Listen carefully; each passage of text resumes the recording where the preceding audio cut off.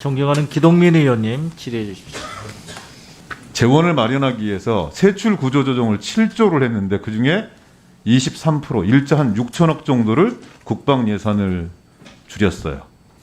장관께서는 지금 뭐 불효불급한 사업 혹은 또 이전용 집행이 늦어지는 부분 이런 부분들 때문에 안보 대비 태세는 한치의 소홀함이 없다 이렇게 말씀 주셨지만 55조의 예산 속에서 전체 국방비가 전체 예산 속에 한 9% 정도 되는 건데요.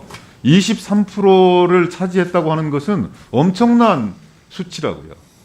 다른 곳에도 대단히 난감한 부분들이 있었겠죠. 제가 보기에는 기획재정부가 일방적인 가이드라인을 삼아서 국방부를 압박한 걸로 보여지는데 적어도 60만 장병을 대표하고 국민의 안전과 생명을 책임지는 장관이라고 한다면 이런 잘못된 접근과 시도에 대해서 단호하게 국민의 생명과 안전을 생각하고 그것만 중심에 놓고 생각하는 국방부 장관이라면 더 거칠게 토론하고 더 거칠게 말씀을 주셔서 이런 잘못된 접근을 막는 게 국방부 장관의 역할 아닙니까? 그러려고 그 자리에 앉아 계신 거 아닙니까?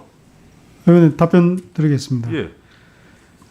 저희들이 추경 감액하는 과정에서 제일 중요하게 생각했던 것이 우리 군 대비태세에 부정적으로 영향 가서는 안 된다 하는 것 하나하고 또 하나는 장병들의 복지, 사기에 부정적으로 영향을 미쳐서 안 된다. 이 두 가지였습니다. 네. 그래서 조금 전에 말씀하신 그 피복, 그다음에 방탄 헬멧 이런 문제들은 생산 라인이 좀 일시적으로 충분히 공급이 안 되는 그런 상황이기 때문에 그 돈을 활용한다는 취지였고 장관님. 실제는 장관님.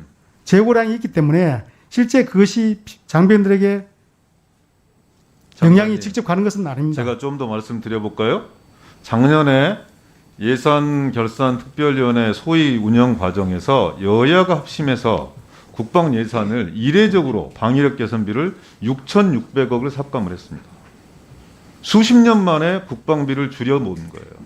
진보정권, 개혁정권 내에서 상당히 많은 국방비 증액이 있었다는 건 여야가 동의하는 사안들입니다. 오히려 보수정권 내에서 줄였던 거죠. 그럼에도 불구하고 너무나 국방비가 팽창하고 있기 때문에 자칫 국회에서 감시 임무를 소홀히 하게 되었을 때 쓸데없는 장비를 사거나 무기를 구입하거나 아니면 소위 말하는 군산복합체의 로비에 의해서 우리나라의 국방과 안보가 좌우될 수 있는 이런 위험성들에 대해서 여야가 합의해서 다 거세했습니다.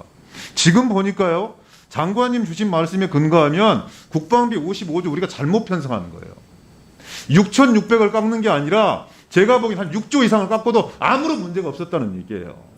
그런 식으로 답변하시려면. 그러는 건 안 되는 거예요. 왜? 무엇 때문에 전체 예산의 10%에 가까운 비용을 정부에서 책정을 했겠느냐. 깊이 곱씹어 봐야 되는 겁니다. 그리고 어떻게 이 7조 금액 중에 23% 4분의 1에 달하는 비용을 국방 예산에 추가합니다. 그리고 중무부처의 장관님 나오셔서 말씀을 어떻게 그렇게 하실 수 있습니까? 병사들의 피복, 특수장비뿐만이 아니라 노후환, 병영생활관, 신축 이런 부분들까지 전부 다 잘못 어긋나고 있는 거 아니겠습니까? 이런 상황이 불과 5개월, 6개월 만에 상황이 바뀌었다. 이렇게 얘기 주시면 아예 예산을 그렇게 가져오시면 안 돼요. 제가 두 눈 부릅뜨고 지켜볼 텐데요. 만약에 여기서 국방부에서 동의해서 가져온 예산, 삭감에 동의해서 가져온 예산 1조 6천억 이것이 내년 예산에 만약에 또 반영이 되어지면 한 푼도 인정할 수 없습니다.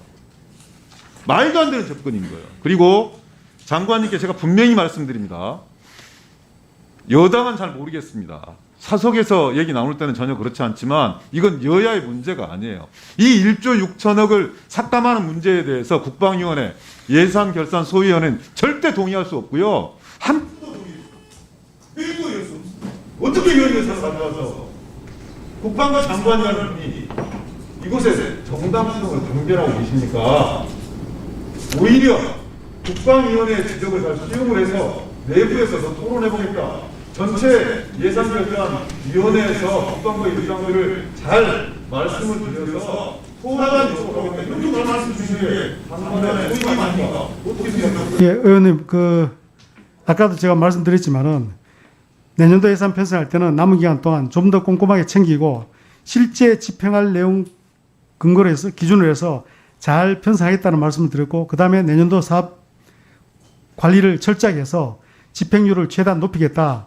이 말씀을 아까도 드렸고 다시 한번 그 말씀을 드리고 싶습니다. 드리고 앞에서 지적하신 그 내용들은 제가 취지는 충분히 이해합니다. 이해하지만은 조금 이제 제 입장에서는 국방부 입장에서는 말씀드리고 싶은 게 뭐냐면은 이것이 사업이 1년 만에 다 끝나는 것이 아니고 쭉 연속되는 사업이고 하기 때문에 탄력성이 좀 있습니다. 있기 때문에 올해 같은 경우는 이제 코로나 상황으로 인해서 불가피하게 사업이 정상적으로 추진이 못한 부분이 많이 있습니다.